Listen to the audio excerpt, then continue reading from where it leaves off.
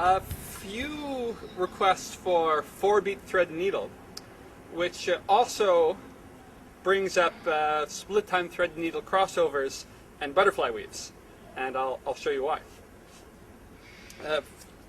Probably for all of this, you probably want to be doing crossovers overhand and underhand, and it'll make sense why soon.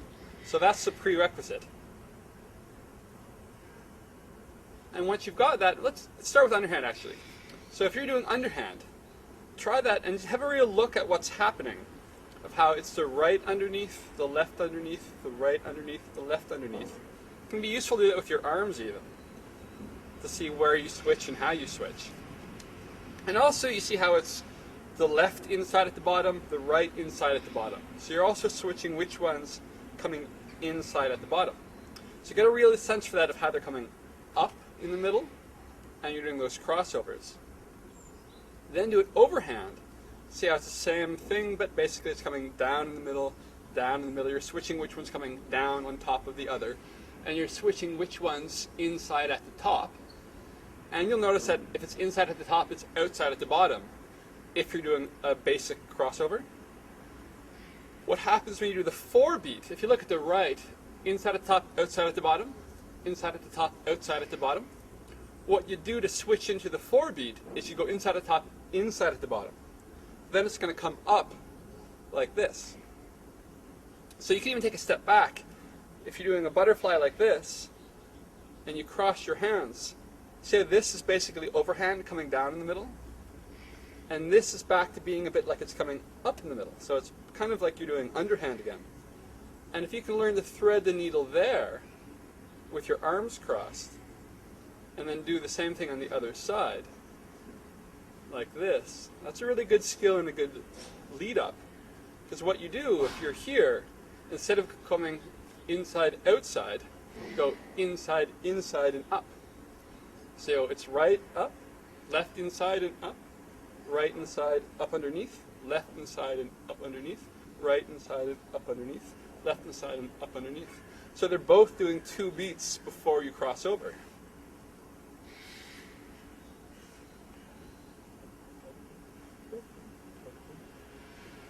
And that opens up some interesting rhythm opportunities. And it also gets some sort of fundamental ideas into your body and how the poi feel and how you can work with them. And I find I use it even more when I'm doing split time. Because basically you can do all the same thing, although it feels more like 1, 2, 3, 1, 2, 3, 1, 2, 3, 1. But it's basically the same move, it just feels different. Where you do everything in split time mode. And if you look at this from the top, right, what I do is I take that right one, which over there is crossing on the outside, and my planes are bent a little bit like that, and I switch that to the inside and I cross my arms. Same idea, I switch, and again that's sort of like it's underhand now. Then back to where I started, and then the left poi can cross over and back. So the right crosses over and back, the left crosses over and back, and then I can go right inside, left inside, right inside, left inside, right inside, left inside. If you're learning this, I recommend making sure you can really keep a nice split time in each position first, because otherwise people keep falling back into this, and it's not this. It's split time. Boom, boom, boom, boom, boom, boom, boom, boom, boom, boom, boom, boom. So you should be able to stop in each position. If you can learn that overhand and underhand, and it's just a funky way to move. Like it really opens up a whole interesting way to feel the poi. What happens is this is basically the basis of butterfly weaves, right? Because there's all these variations on crossovers and turning with split time butterfly. First, when you can do these, thread the needle, split time both ways. And then in each position, you learn to turn with it. So in this position, you learn to turn over and back.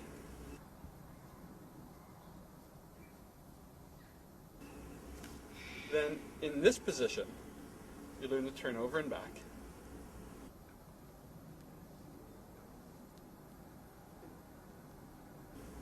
And then in this position, you learn to turn over and back.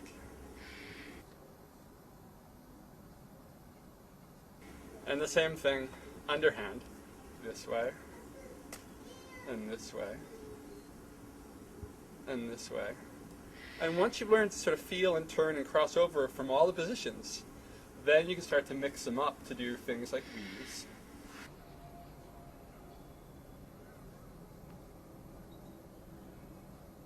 And all kinds of funny turns, and all kinds of cool stuff becomes possible because you can turn and weave with split time.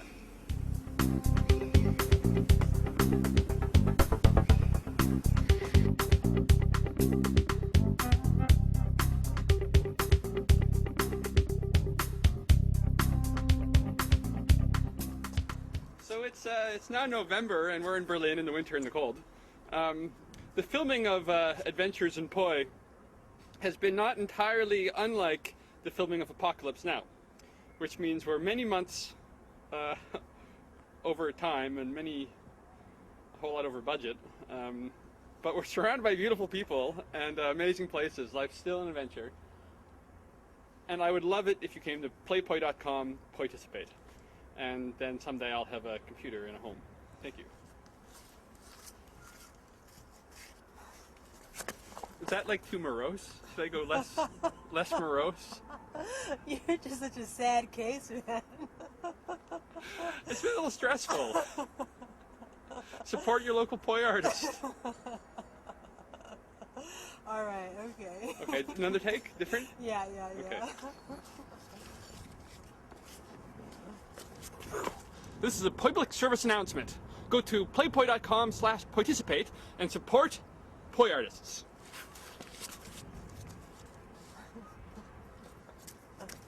Is that better? Happier? Yes, that is Oh, it's better. I happier? like this, Okay. yeah. I'm not always happy, but I want to be happy.